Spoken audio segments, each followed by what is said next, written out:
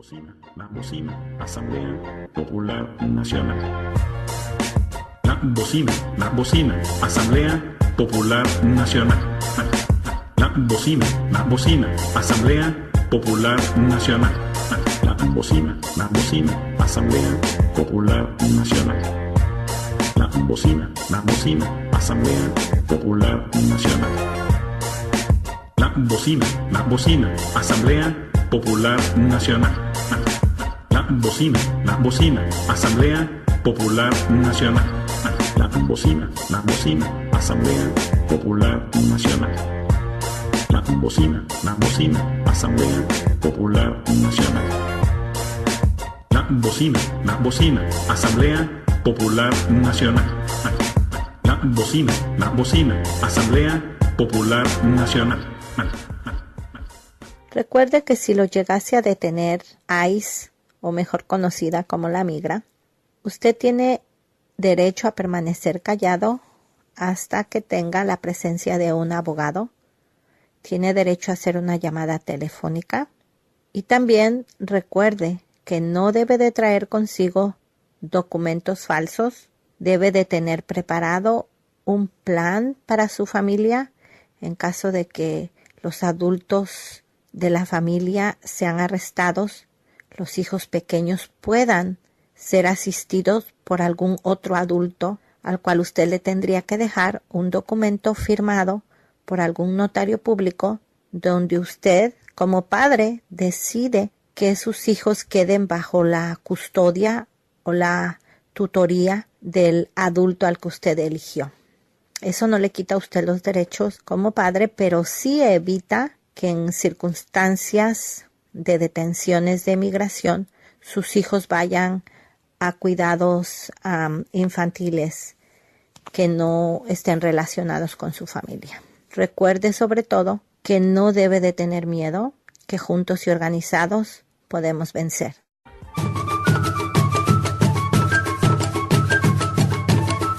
Usted está escuchando La Bocina APN. Buenos días a todos, compañeros de la Patria Grande. Este es el programa radial número 68 de la Asamblea Popular Nacional que estaremos transmitiendo hoy día 23 de julio del año 2017.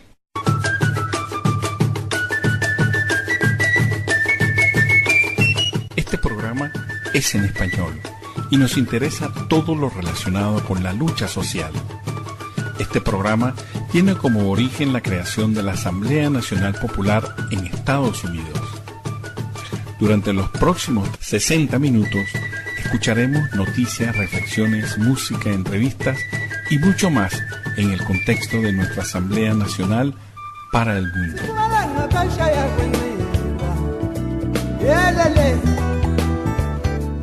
Como contenido tenemos... Buenos días, estamos aquí con una de las personas más interesantes, una mujer digna de ejemplo para todos aquí en los Estados Unidos. Y así que, bueno, estamos transmitiendo directo en este programa La Bocina. Vamos a ver, hoy vamos a hablar, como les decía antes, en vivo, y ahorita estamos transmitiendo en Facebook. Vamos a hablar sobre pena de muerte, injusticia, discriminación y sobre todo quiero compartir este tiempo con una mujer ejemplar que nos va a hablar sobre su caso, sobre su vida y cómo ella ha enfrentado. Así que les voy a agradecer que presten mucha atención porque estamos frente a una situación muy especial, digna de entender y conocer, además apoyar este proceso por la cual nuestra compañera está pasando. Vamos a ver tu nombre y cuéntanos un poquito sobre ti. Mi nombre es Yancy Valderas. Soy salvadoreña, nací en El Salvador. Emigré aquí a los Estados Unidos cuando estaba muy pequeña y fui a las escuelas de aquí Entonces, en tu casa hablabas español y fuera de la casa hablabas inglés. ¿Y cuál te gusta más, el inglés o el español, hablarlo? Los dos. Los dos te gustan más. Entonces, conoces bien todo lo que significa ser emigrante, todos sus pros, sus contras, de manera que ya tenemos algo por ese lado. Sí. Y además te relacionas muchísimo con las organizaciones sociales que pertenecen y que luchan por los derechos de los inmigrantes. Entonces, un día conociste a un joven. Cuéntanos, ¿cómo conociste a ese joven? Fue a los 14 años, yo tenía 14, él tenía 15. Nos conocimos, gracias a Dios. Nos empezamos a comunicar por cartas. Yo ya había escuchado de él anteriormente que me escribió. Y ¿Él vivía en El Salvador? No, él estaba en bootcamp. Okay, ¿eso queda? Estaba aquí en un bootcamp para jóvenes. Okay. Entonces, como en nuestra comunidad todos van a la misma escuela, a las mismas escuelas, yo tenía una amiga que lo conocía a él, me contaba cosas maravillosas de él. Y por medio de ella escuché de Juan Valderas. Nunca lo había conocido. Una vez recibo su carta y su nombre yo ya lo había escuchado. Muy respetuosamente me pregunta si podemos ser amigos y sí. O sea, ¿tú tenías cuántos años? 14. 14 años. Sí. Y entonces la primera carta la leíste muy... ¿Y qué sentiste con la primera carta? Confusión, digo, porque yo ya había escuchado su nombre, cosas maravillosas de él, y luego... Cosas maravillosas como que... Como mi amiga me decía, conozco muchachos tan diferentes a todos los demás, y como la aconsejaba, y sus pensamientos de él no eran igual que los muchachos en esa edad. Entonces, yo la escuchaba, la muchacha la escuchaba hablar, pero no, jamás me imaginé que un día Juan me iba a escribir. Entonces sí, fue cuando vi su carta una sorpresa. Ese fue el primer contacto con Juan. Sí. Y después cuando se conocieron, ¿qué pasó? O sea, ¿cómo se conocieron? O sea, él llegó a visitarte. Sí, lo más que él salió de bootcamp, nos habíamos puesto de acuerdo que lo primero que iba a hacer, nos íbamos a encontrar para conocernos. Mi mamá me llevó a conocerlo y wow, fue... Fue el amor a primera vista. Sí. ¿Y qué pasó después? Durante los meses siguientes, semanas después. Seguimos creciendo, nuestra amistad creciendo. Fuimos a la iglesia juntos. ¿Qué iglesia, perdón? Era la St. Francis. Okay. Fuimos, fue un momento muy, muy bonito. Y seguimos construyendo nuestra relación, amistad. Desde entonces nos volvimos mejores amigos y ahora... ¿Y un día se casaron? Sí. Ok, y aquí empieza nuestra historia. Entonces, a todas las personas que nos están escuchando, que nos están viendo, yo les voy a agradecer mucho que presten mucha atención a esta historia por todo lo que implica. Después de casados, estaban en una reunión, entiendo. ¿Qué pasó?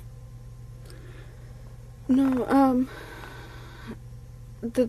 nos casamos hace 3 años. Okay, sí. Okay. Entonces, lo que pasó en el 2005... ¿Qué fue lo que pasó en el 2005? Él Exacto. fue arrestado. Fue una redada de muchachos. Él y como 8 otras personas fueron arrestadas y le cargaron por una muerte capital. Y entonces... ¿Qué sucedió esa noche? Ese día yo escucho por medio de una amiga lo que había sucedido. Entonces yo me sentí muy confundida, ¿no? Porque yo conozco a Juan y sé la persona que es. Y entonces, sí, lo primero fue, al escuchar yo, sorpresa, es una sorpresa. Y lo que trato de hacer primero es irlo a ver, para que él para comunicarme con él, para hablar con él. Afortunadamente al principio se me hizo un poco difícil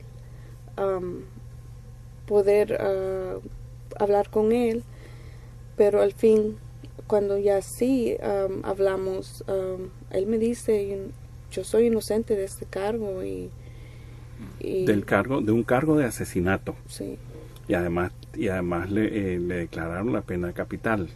Bueno, en ese entonces no tenía la pena de muerte. No estaba, el Estado no estaba buscando la pena de muerte.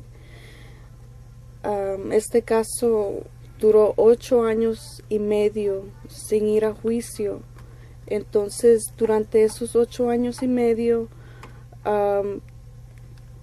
ya como a los 5 años de haber estado ahí, ya nos enteramos que sí le buscan la pena de muerte. Y sí. Entonces,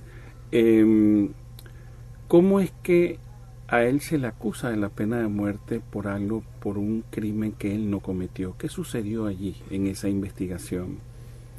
Bueno, uno de los problemas en este caso es que no hubo investigación. Nosotros no tuvimos ningún investigador. Dicen que sí tenía un investigador, pero jamás el investigador se vio con la familia o conmigo, con nadie. Nunca conocimos a un investigador. Pero las cortes han tenido que tener una información de del departamento de policía. Sí. ¿Cuál es el contenido de ese informe? Entonces vamos a lo que sucedió esa noche, que sucedió ese crimen. Estaban presentes 6 personas. De las 6 personas, una chica dice que ella vio quién fue, que ella vio la persona que hizo esto. Entonces dice lo que le dijo a la policía: sí, yo vi quién fue y jamás lo he visto en mi vida. Entonces había un sospechoso que era amigo de Juan. No era amigo. Un amigo no hace lo que ese muchacho hizo. Entonces ese tal amigo,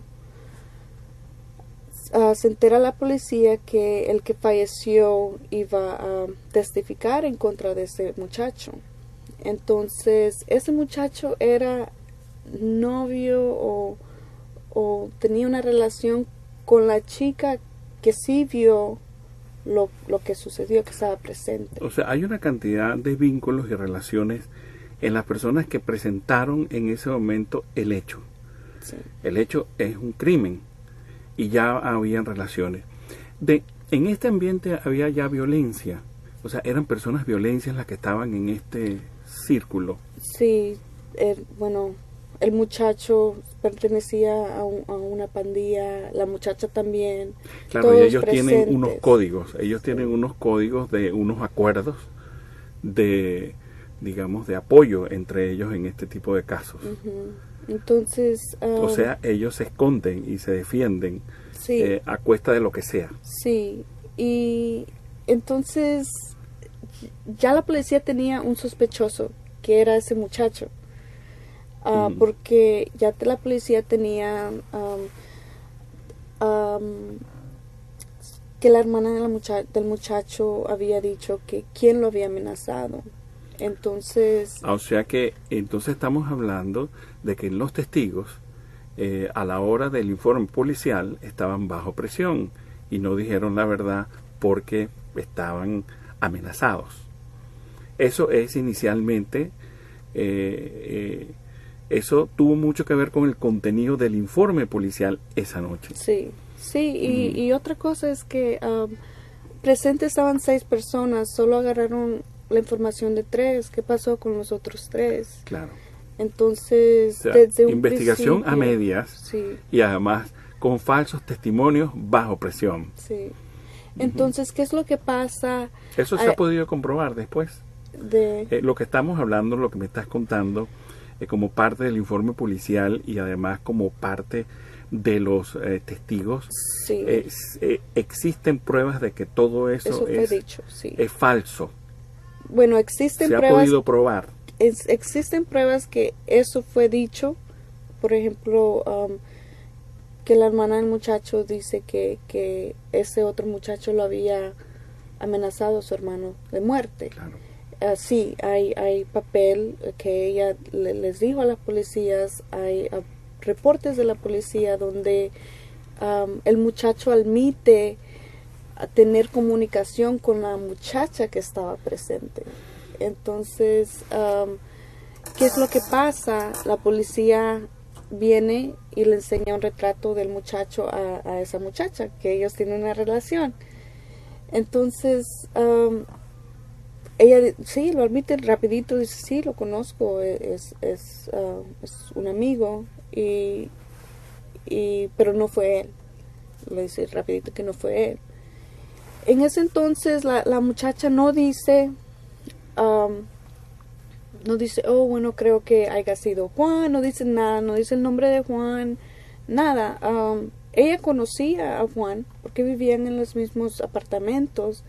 Entonces, no sé cómo y por qué después la policía, las cortes, permitieron que ella cambiara su testimonio que ella había dado, porque ella al día de lo sucedido dijo, sí, yo vi quién fue, pero jamás lo he visto en mi vida. Y no puede ser Juan porque a Juan lo había visto muchas veces. Entonces, y también ese día que le llevaron la foto de su muchacho, no dijo, oh, creo que fue Juan, no dijo nada.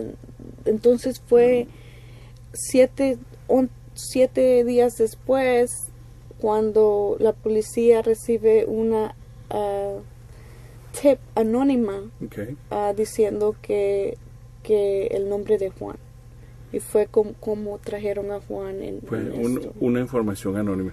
Ahora bien, mientras tanto, han transcurrido los años, a él se le declaró culpable y tú has venido haciendo una serie, digamos, de cambios en tu vida que han ayudado a que te vuelvas una experta no solamente en este caso, sino en el caso de la lucha en contra de la pena de muerte. Entonces, ¿cómo es que tú te volviste? O sea, ¿qué pasó con tu vida? ¿Qué decisiones tomaste para ser una profesional? Cuéntanos un poco esa parte mientras tanto. Bueno, fue una sorpresa cuando dicen el jurado que fue hecho por la mayoría gente blanca, gente que no vive en los barrios donde nosotros vivimos, que no saben la lucha que pasamos, ¿verdad? Eso se me hizo muy injusto. Yo estuve allí desde el primer día de que escogieron el jurado, todos los días por 3 meses. Entonces aquí se abre una línea de investigación también distinta que tiene que ver con el racismo. Entonces ya es un componente que tenemos dentro de esta investigación. En este caso sí, en este caso tenemos procuradoras que son blancas, tenemos el juez que es blanco, tenemos la juez y las procuradoras haciendo amigas personales, teniendo una relación personal, tenemos a nuestros abogados que era uno blanco, el otro moreno. Pero sí, yo vi como este sistema está construido la mayoría de blancos y nunca nos dan la oportunidad de nada a nosotros, porque los abogados que teníamos están pagados por el Estado mismo. Por el Estado mismo. ¿Quién le da el trabajo a los abogados de defensa? Es la misma juez. Entonces, ese se me hace un sistema muy injusto, porque yo sé que si nosotros hubiéramos tenido el dinero, no estuviéramos en esta posición primeramente. Bueno, estamos hablando de algo así como que la libertad y la justicia se compran. Sí. Entonces también ya hay otro tipo ya se abre otra línea de investigación dentro de ese problema. Pero volviendo a la línea de la idea de esta conversación, ¿por qué tú te vuelves técnicamente hablando e entiendes de estos casos? Sí, bueno, porque yo vi todos los días cómo estas cortes funcionan, cómo estas cortes nos niegan a nosotros todo, la injusticia que se hizo. Yo digo, no puede seguir pasando, y ¿qué puedo hacer desesperadamente para empujar para hacer un cambio? Porque eso no puede seguir sucediendo, que nuestros abogados, que es un caso de muerte, ellos están haciendo otros casos, ellos no están investigando, no les importa. Entonces tú encontraste una cantidad de anomalías en el sistema completo, pero lo encontraste porque decidiste ponerte a estudiar. Lo encontré porque fui testigo de... Exacto, pero háblanos un poco sobre tus estudios. Entonces fue cuando yo vi todo eso que sucedió, vi lo que había pasado, ¿verdad? Digo, no, esto no está correcto. Esto no está correcto. ¿Qué es lo que yo quiero? Un cambio. Esto no puede seguir sucediendo. Entonces digo, ¿cómo puedo yo contribuir a un cambio en estas cortes, en ese sistema, en estas leyes? Y después de hablar con mi esposo, me dice, bueno, hablamos y decidí ir a la universidad para agarrar un bachelor's en ciencias políticas. ¿Por qué ciencias políticas? Porque yo me senté en esa corte y digo, yo puedo hacer un asistente de un abogado, pero hasta ahí. Un asistente de un abogado hasta ahí. Trabajas en las cortes, trabajas adentro, pero no estás haciendo nada para cambiar nada. Entonces digo, no, yo quiero hacer algo más grande para hacer un cambio más grande, cambiar leyes. Fue por eso que me metí digo, voy a agarrar ciencias políticas. Para poder tener influencia sobre estos temas de la injusticia que tuviste. Sí. ¿Y te graduaste? Bueno, eso es aparte, y aparte decidí meterme a la escuela de paralegal. Paralegal para conocer en detalle, motivada por el caso de tu marido, que estamos hablando de Juan Valderas, quien está sentenciado. Está en el corredor de la muerte, bajo evidencias falsas, declaraciones falsas, además con grandes indicios de discriminación y estructuras que no son nada correctas dentro del sistema legal en los Estados Unidos. Para nuestros amigos que nos escuchan del exterior, estos son temas muy importantes para entender cómo funcionan los Estados Unidos. Ese otro lado de los Estados Unidos que la gente no entiende y no comprende. Ese otro lado del sistema judicial que afecta directamente a las comunidades de los afrodescendientes, a los latinos, a todas las minorías en los Estados Unidos. Si nosotros comenzamos las estadísticas, vamos a notar que hay una incidencia anormal. Los números y los facts nos revelan que el sistema está construido en contra de estas personas, en contra de los más débiles, en contra de los que no tienen dinero. Entonces, nosotros estamos en presencia, además estamos compartiendo directamente el caso de Juan Valderas. Ahora bien, vamos a entrar más en detalle sobre el caso de Juan. ¿Qué nos trajiste? Bueno, tengo varios puntos muy importantes que señala que dice violación de tus derechos, son las violaciones en el caso de Juan Valderas. Pero vamos, derechos. ¿dónde está la carta? Vamos a mostrarle a nuestros amigos que están por aquí, vamos a mostrarles, a ver si me puedo desconectar un momentico. Por aquí tenemos una foto de Juan Valderas, aquí está, vamos a ponerlas en Facebook. Este es Juan Valderas, quien es el esposo de nuestra invitada y está condenado a muerte, está en el corredor de la muerte, y su esposa, quien está en estudios de ciencias políticas y además se volvió una especialista en cosas paralegales, lo que quiere decir que ella ha estado construyendo la argumentación legal que defiende a su marido, y esto ya tiene como bastante... ¿Cuánto tiempo tienes ya luchando por este tema? Bueno, Juan lleva 11 años desde que lo arrestaron. Y lo has acompañado a él todos estos 11 años, ¿verdad? Sí. Sí. Y ahora a mí me parece, y esto, ¿cómo en tu casa, con tu familia, cuál ha sido la historia, cómo ha afectado y cuáles han sido las características en tu relación familiar a través de este tiempo con este tema?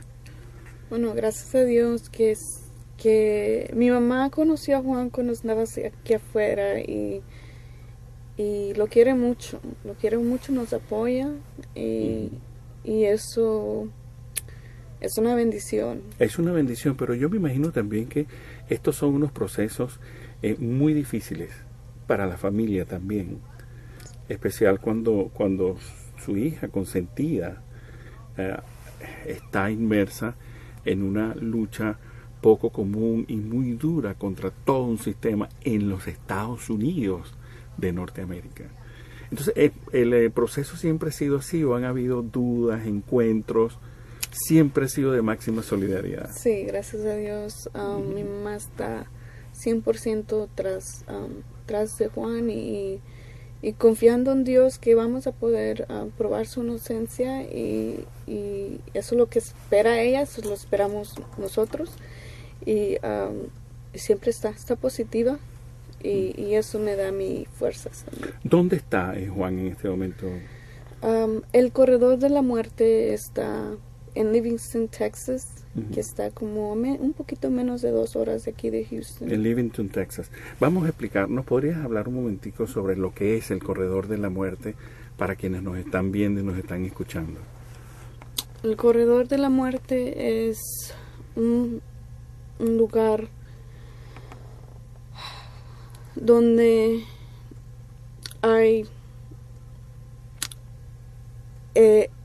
es una prisión, Polanski Unit, es la unidad Polanski, donde están encerrados a personas que están haciendo vida, pero a las personas que hacen vida los mantienen separados de las personas que están condenadas a morir. Los condenados a morir no tienen derecho de nada. De nada, no pueden trabajar, no tienen programas de nada. Como los tienen los que hacen vida. Pero sí les permiten las visitas. Sí nos permiten una visita por semana, por 2 horas. Y eso sí nos permiten, no nos permiten comunicación de teléfonos, que a la población que está haciendo vida sí les permiten. A la comunidad que está haciendo vida les permiten trabajar, programas, educación, les permiten ir a la iglesia. ¿Y cómo es el proceso para ir a visitar, en este caso, a tu marido? ¿Cuál es el proceso que tú tienes que hacer todas las semanas? Nada, arreglarme.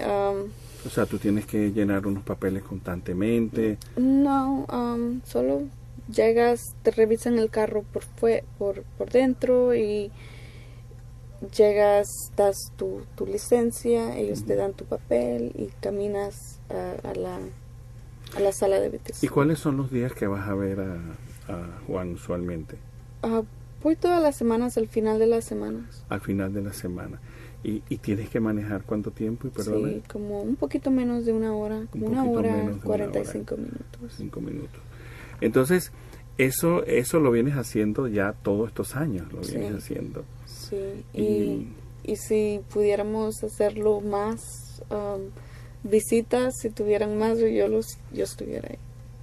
Cuando hablas de Juan, así se te ponen brillantes los ojos. Pero cuéntame, ¿cómo es Juan? Juan es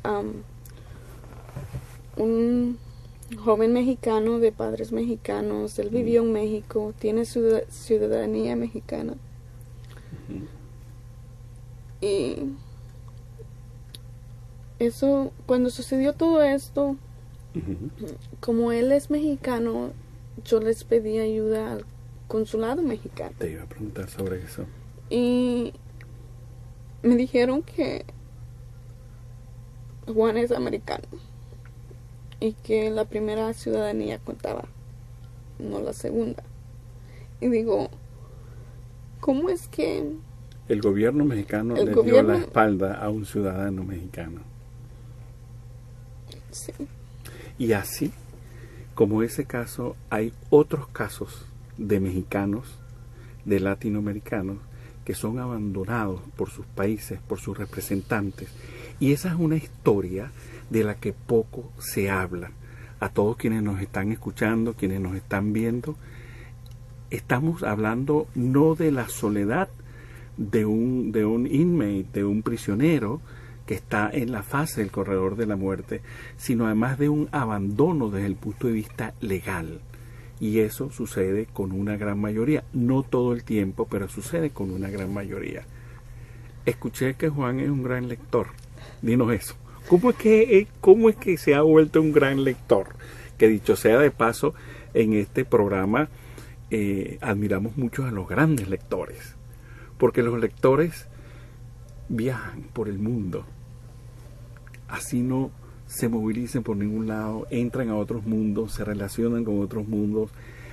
El poder del lector es algo muy especial y Juan ha desarrollado la lectura. Cuéntanos un poco de qué libros lee Juan. Bueno, a él le gusta todo de historias, está muy orgulloso de ser mexicano, sus raíces, todo lo que tenga que ver con la historia de México, la historia de Estados Unidos. Él escribe poemas. ¿Tienes algún poema de Juan por aquí en la mano? No. ¿Te sabes alguno de memoria? Bueno, en otro programa nos traes la lectura. Pero en fin, vamos a algo que quería también. Entonces, háblanos un poco sobre qué ha sucedido todos estos años en el caso desde el punto de vista legal. ¿Qué ha pasado con Juan? Bueno, las apelaciones, por ejemplo, existen apelaciones. Sí. ¿Qué ha pasado con esas apelaciones? Los condenados a muerte sí reciben 3 apelaciones, que es la primera apelación es la directa, que se enfoca nada más en lo que fue dicho o está en récord de la corte. Y esa es negada como 99% del tiempo. Entonces digo, ¿para qué le van a dar a las personas una apelación que siempre se la están negando? Ahí nada más el que está ganando son los jueces y los abogados que le están pagando por algo que, como quiera, nunca le dan una apelación. Sí, pero directa. En las apelaciones hay lo que se llama la exoneración. Y ayer me estaba diciendo un amigo en un almuerzo que el 4.1% de las personas que están en el corredor de la muerte han sido digamos, liberados. Pero también hay un alto porcentaje de personas que no han cometido, que son inocentes dentro de el corredor de la muerte. Sí. Entonces, ¿qué más ha pasado con esas apelaciones de Juan? Esa primera apelación, como le digo, siempre los niegan. Las cortes no van a admitir que hicieron un error. Entonces, la mayoría del tiempo las niegan. Todos me decían, prepárate porque la primera apelación es negada para todos. Entonces, pero sucede algo que es una bendición. Es una bendición que una de las jueces, la única juez hispana que está en las Cortes Supremas, en la Corte Criminal de Texas. Actualmente. Dice, ella dio el fallo a favor de Juan para darle un nuevo juicio a Juan. Porque ella vio todo cómo todo sucedió y dice, y algo que ella dice, si seguimos nosotros haciendo las cosas como este proceso que se ha hecho aquí, entonces vamos a nosotros seguir viendo un número de exonerados altos aquí en Texas. Ella, gracias a Dios, sí falló para que nos dieran un nuevo juicio, pero afortunadamente la mayoría gana y la mayoría de jueces son blancos. Ella es la única hispana. Claro. Entonces nos negaron. ¿Eso cuándo fue lo que estás contando? La primera apelación. La primera apelación, ¿y fue en qué año? Apenas noviembre. Noviembre del año pasado. Sí. La primera apelación. ¿Cuántas apelaciones normalmente son estos casos? Son como tres apelaciones, que es la primera directa que siempre se la niegan, pero ahí gracias a Dios tuvimos eso, ¿verdad? Que la opinión de la juez que no se da normalmente, en este caso sí se dio. Entonces seguimos con la segunda apelación, que la segunda apelación y la primera están corriendo a la misma vez, y es algo que a mí se me hace injusto, porque cómo vas a empezar a empujar una apelación cuando no sabes el resultado de la primera. Entonces ellos lo hacen porque ellos saben que como quiera te van a negar la primera. Entonces estamos ahorita en la segunda apelación. Ahora bien, háblanos un poco sobre cuáles son las formas en donde tú participas para promover la injusticia de tu caso, sobre el caso de tu familia, el caso de tu marido. ¿Qué es lo que haces tú para promover este caso? Bueno, aparte de estar en programas de radio como este. Sí, bueno, creo, primeramente, después de todo esto, uno, antes que todo esto sucediera, jamás piensas en la pena de muerte. Porque no te toca, no tiene nada que ver contigo, esa es otra gente. Es un mundo diferente al de uno. Sí, entonces nunca había puesto un pensamiento, nunca había pensado en la pena de muerte. A veces yo miraba en las noticias que pasaban reportajes así, pero nunca pensé nada hasta ahí. Fue cuando nos encontramos ahí que me voy dando cuenta de las razones por qué muchos terminan ahí. El pabellón de la muerte está lleno de personas pobres de color. ¿Dónde están los ricos blancos en el pabellón de la muerte? Es la mayoría gente que no puede, no tiene los recursos para defenderse, para poner una defensa. Y que el Estado no ha protegido lo suficiente, incluso desde niños, ¿no? No. Sí.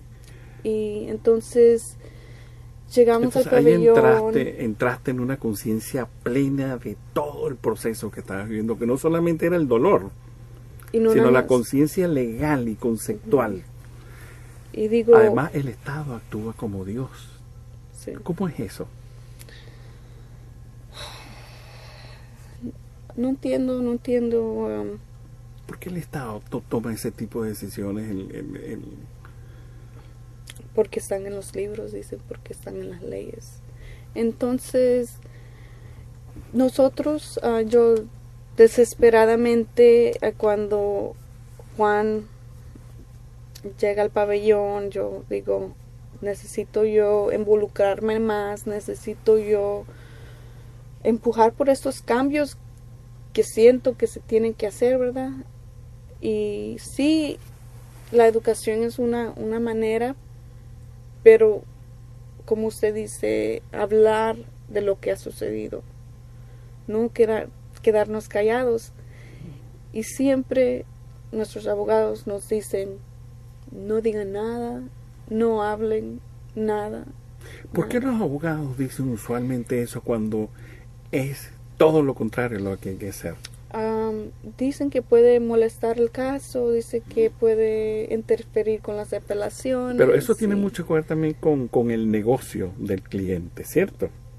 Sí, ellos... Bueno, ahora bien, fíjate bien, eso es otra parte oscura también de las leyes, sobre todo en los Estados Unidos y de los bufetes de abogados, frente a los que no tienen, a los más indefensos. Entiendo que tienes, ¿cómo es tu relación con organizaciones que luchan en contra de la pena de muerte? Háblanos un poco de eso. Entonces, después de esto, yo desesperadamente busco estas organizaciones, que una es la Texas Coalition to Abolish the Death Penalty, que su director o founder es Mr. Dave Atwood. Entonces, además muy querido, una persona muy querida en Houston. Admirable. Tenemos la bendición que es nuestro amigo, estuvo en el juicio, él vio lo que pasó, y entonces involucrarme más con las organizaciones. Esta otra organización, la Texas Death Penalty Abolition Movement. Sí. Un gran saludo para nuestro amigo David Atwood. Ahora bien, ¿qué otra organización? La Texas Death Penalty Abolition Movement, que la directora es Gloria Ruback. ¿Cuál es la diferencia entre, qué otra organización más, perdona? Esas son las dos principales. Aquí en Houston. ¿Por qué unas hablan de abolición y la otra, cuál es la diferencia, y la coalition, cuál es la diferencia entre esas dos formas de asumir la lucha en contra de la pena de muerte, mediante la abolición y mediante la... Bueno, las dos organizaciones lo que hacen es, por ejemplo, cada parece que 2 años se mete una enmienda para abolir la pena de muerte aquí en Texas. Entonces, eso es una tradición histórica, sí, en los Estados Unidos, que viene desde la época de Lincoln, según entiendo. Sí. Bueno, es de vieja data. Sí. Entonces, como las dos organizaciones van y hablan con legisladores, congresistas que pueden votar a favor de abolir la pena de muerte, entonces nosotros vamos personalmente a hablar con estos legisladores, senadores, y cuando hay ejecución, nosotros protestamos cada ejecución. Protestan en el local o en el área donde se va a efectuar la ejecución. Sí. Y claro, y entonces así van difundiendo, porque la prensa se encuentran periodistas y aprovechan y difunden y el mensaje. Son como lugares estratégicos para estar ahí. Pero también hay organizaciones que se van y presencian ese tipo de ejecución. Y esos son los familiares más que todo, sí, ¿no? Son las personas que el condenado a morir, el que va a morir, él escoge 5 personas que estar presente. Entonces, normalmente, es muy importante nosotros como abolitionists estar ahí por la familia, porque muchas veces la familia está cerca, a veces está ahí con nosotros. Acompañándolos. Bueno, nosotros acompañándolos a ellos. Claro, acompañándolos a ellos. Quería preguntarte, ¿qué recomiendas tú en el caso de tu marido específicamente? ¿Cómo se puede involucrar la gente los amigos, cómo pueden hacer qué tienen que hacer para involucrarse con la lucha por los derechos de tu marido? Bueno, ahorita es poco lo que podemos hacer, ¿no? La apelación está enfrente del juez y es el juez que está decidiendo.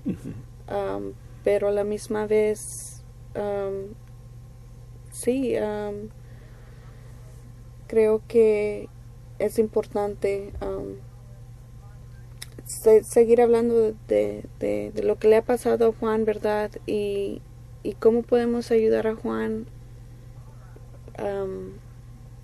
Estamos en el proceso de crear un website que es helpjuanbalderas.com, y por medio de ahí, ojalá primeramente Dios podamos cambiar información, mantener a la gente informada de lo que está pasando en el caso de Juan. Pero sí esperamos muy pronto recibir buenas noticias. Lo que nosotros queremos, un juicio nuevo, un juicio justo. Ahora, lo importante de estas páginas web y establecer estas relaciones en la red es que encontrar casos parecidos para unir fuerzas. Ahora bien, ¿cuál es la mejor manera de comunicarse contigo, con las organizaciones, las dos organizaciones que hablamos? Sí, bueno, Juan tiene una página de Facebook que es Juan Balderas. Juan Balderas, es con B alta, con B alta de Bolívar. Juan Balderas. Sí. Y ahí todos los que quieran apoyar están ahí para nosotros en este momento mantenerlos informados, ¿verdad? Eso es lo que así nos podemos comunicar. ¿Y qué sabes de las otras dos organizaciones? Ellos tienen página web y también tienen página de Facebook. ¿Cómo? La primera es the Texas Coalition to Abolish the Death Penalty, que también tienen un website que es tcadp.org.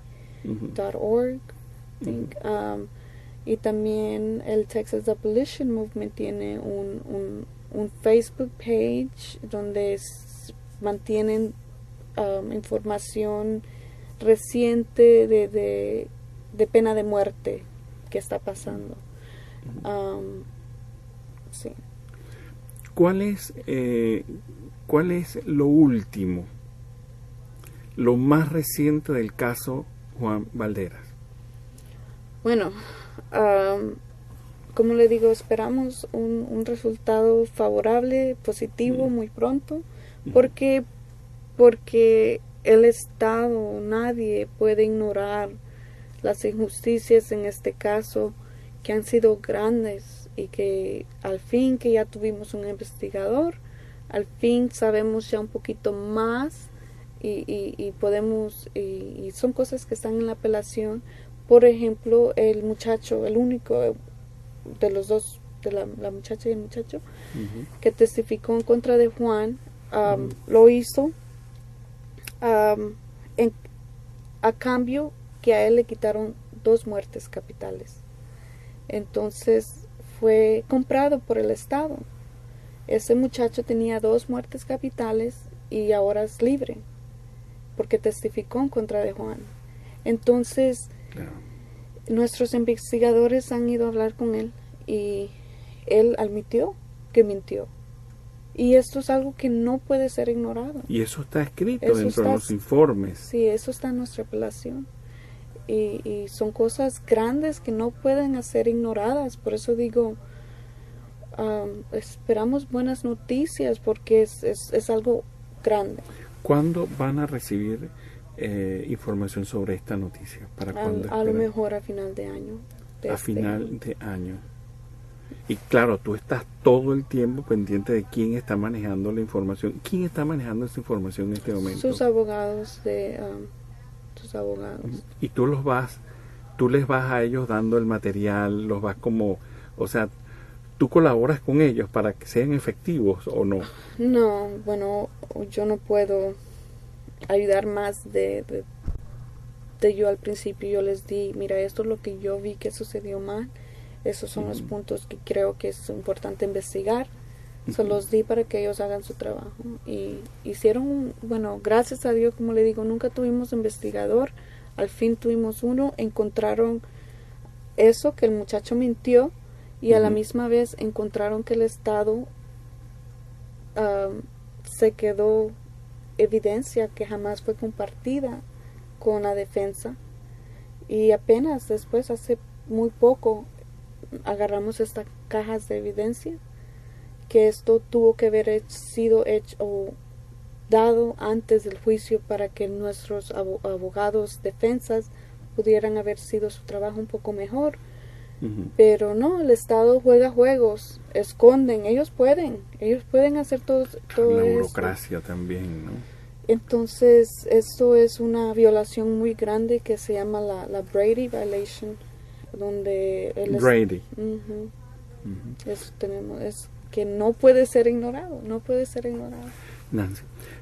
Yancy, una cosa que te quería preguntar, ¿cuál es el argumento fundamental para la lucha en contra de la pena de muerte? ¿O cuáles son los 2 o 3 argumentos más importantes? Bueno, mucha gente a favor de la pena de muerte dice ojo por ojo, diente por diente, ¿verdad?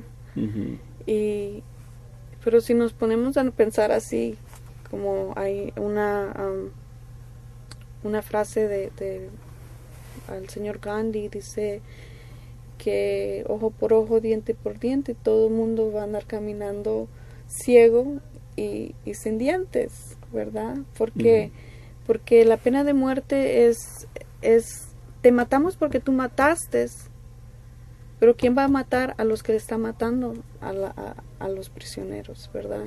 No es realmente para ellos diente por diente, porque ellos lo están matando. O sea, matemáticamente es inexplicable la idea de cuando el Estado ejerce la pena de muerte. Sí. Porque al final es el Estado mismo que se tiene que ejercer la propia pena de muerte, empezando por las guerras y por las ocupaciones. Sí. ¿Qué otro argumento más se alega en contra de la pena de muerte? ¿Cómo le vas a un niño? ¿Cómo le vas a decir no pegues cuando tú estás pegando? ¿Verdad? ¿Cómo le vas a decir que no pegue cuando se lo estás diciendo justamente cuando le estás pegando? Sí, no hace sentido. No tiene lógica el tipo. Y entonces otras veces dicen, lo hacemos por las víctimas. Pero hemos visto casos donde las familiares de las víctimas, ¿verdad?, han pedido que no busquen la pena de muerte para cualquier persona. Claro. Pero al Estado no le importa, ellos van sobre lo que ellos piensan y hacen lo que ellos quieren. Ahora, yo me pregunto si sirve de algo la pena de muerte. O sea, la criminalidad desciende, es menos con la pena de muerte. ¿Sirve de algo la pena de muerte?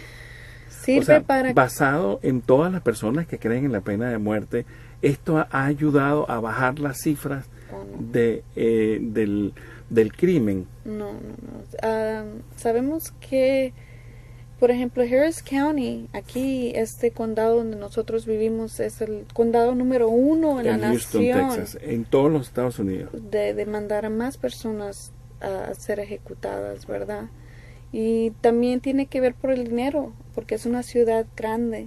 Si estos mismos casos suceden en una ciudad chiquita donde no hay mucho dinero, el resultado va a ser diferente, que no te dan la pena de muerte. O sea que tú estás estableciendo una relación entre la cantidad de dinero que hay en una ciudad y la pena de muerte. Sí. Claro, porque estos son empresas que tienen su presupuesto, que el Estado les da eso porque son empresas contratadas. Entonces, si ese mismo crimen tú lo haces en un pueblito chiquito, ese pueblito no va a tener dinero para llevarte a un juicio y ponerte así como una ciudad como o un condado como Harris County. Harris County sí tiene el dinero y Harris County sí manda o ha mandado la mayoría de personas a morir. Harris County con Dallas están casi. ¿Cuál es tu correo electrónico? ¿O cómo puedes uno para comunicarse contigo y saber más para que les envíes material sobre este tema? Yancy Escobar 25@gmail.com. Yancy Escobar se escribe con Y al principio. Sí. Y Escobar es con B alta, ¿verdad? Escobar. Sí. Tú comienzas a escribir sobre la mesa con el dedo. Está bien. Bueno, para todos ya llegamos ya a las 9 de la mañana aquí en Houston, Texas. Espero que a los que tienen algunas preguntas, por aquí tenemos 8 comentarios que los vamos a ver. Les habla Ernesto León y Yancy Valderas. Yancy Escobar 25@gmail.com. Y nosotros, este es un programa de la Bocina APN, es el órgano de divulgación radial de la Asamblea Popular Nacional aquí en los Estados Unidos. Hoy hablamos sobre la pena de muerte, características y el caso de Juan, que espero a todos aquellos interesados nos escriban o les escriban a la señora Yancy sobre este tan importante tema que debemos de ser solidarios. A todos muchísimas gracias por acompañarnos. Gracias. Les habló Ernesto León y nos vemos la próxima semana a esta misma hora. Gracias. Hemos llegado al final del programa de hoy. Queremos agradecer a la Asamblea Popular Nacional Comité de Comunicaciones. Estamos en YouTube, en Tumblr y estamos en Google Plus, en Pinterest también. La Bocina APN, un programa educativo y sin fines de lucro. Si desea contactarnos, por favor escríbanos a labocinapn@gmail.com. El programa La Bocina APN se transmite todos los domingos de 8 de la mañana a 9 de la mañana por Radio Pacífica de Houston, Texas, en la modalidad de HD3. Usted nos puede escuchar en el siguiente enlace: www.kpft.org/listen. Usted puede comunicar con nosotros si desea enviar material informativo o participar en nuestro programa. Finalmente, si desea escuchar nuestros programas, puede hacerlo en el portal de soundcloud.com. En la búsqueda, escribe Asamblea Popular Nacional. Allí están todos los archivos de los programas desde el inicio de este proyecto radial y con una referencia en texto sobre el contenido. También estamos en Twitter, en Facebook, en Instagram. Gracias y hasta la próxima semana.